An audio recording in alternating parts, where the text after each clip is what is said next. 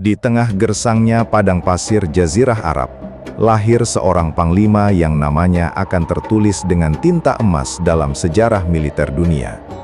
Khalid bin Walid, pria yang dikenal dengan julukan Saifullah atau Pedang Allah yang terhunus.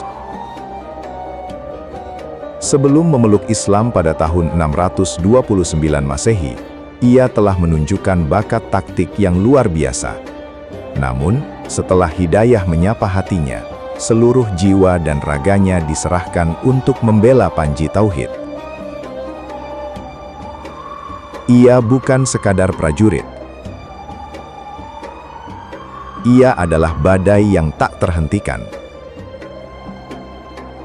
Seorang jenius perang yang ditakdirkan untuk tidak pernah mencicipi kekalahan dalam lebih dari 100 pertempuran yang dijalaninya.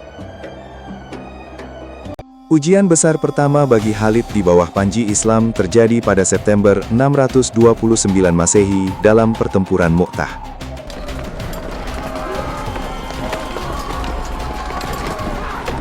Menghadapi ratusan ribu tentara Bizantium, 3 panglima Muslim gugur satu persatu. Di tengah kekacauan, Khalid mengambil alih kepemimpinan.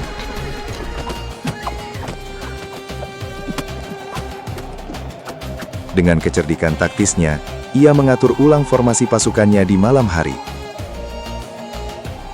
untuk menciptakan ilusi bala bantuan yang datang. 9 pedang patah di tangannya hari itu, namun ia berhasil menyelamatkan sisa pasukan Muslim dari kehancuran total. Inilah momen di mana Rasulullah memberinya gelar Sang Pedang Allah. Setelah wafatnya Rasulullah pada tahun 632 Masehi, stabilitas umat Islam diuji. Di bawah kepemimpinan Khalifah Abu Bakar Asy-Syiddiq, Khalid dipercaya memimpin kampanye melawan gerakan murtad dalam Perang Riddah. Puncaknya adalah pertempuran Yamama pada Desember 632 Masehi. Di kebun kematian, Khalid menunjukkan kepemimpinan yang menginspirasi pasukannya untuk menembus pertahanan musuh yang paling tangguh.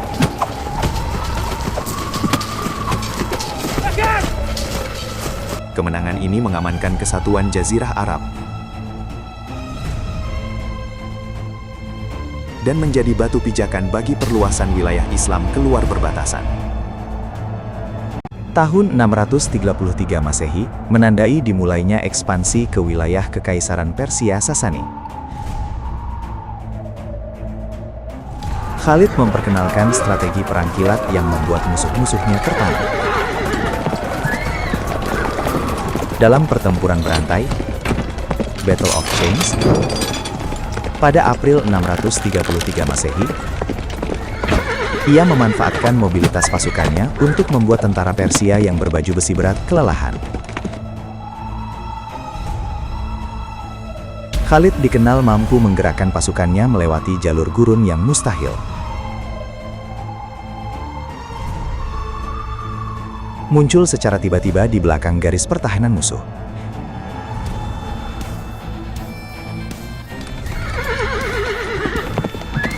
Kecepatannya adalah senjatanya yang paling mematikan. Puncak prestasi militer Khalid terjadi pada Agustus 636 Masehi di tebing Sungai Yarmouk.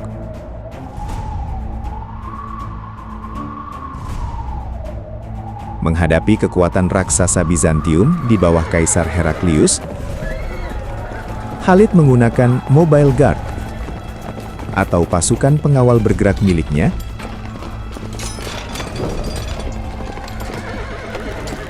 untuk memukul titik-titik lemah musuh secara presisi.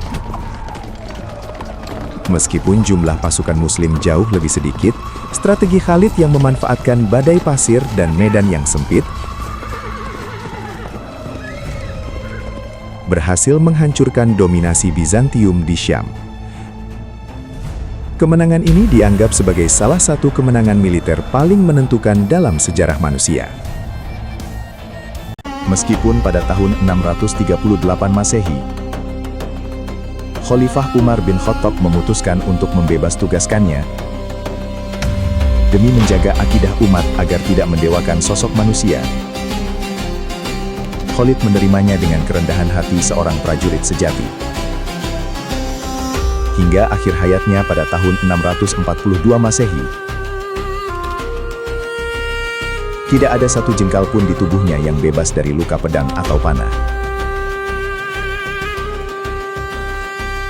Sang pedang Allah wafat di atas tempat tidurnya, namun warisan strateginya tetap abadi.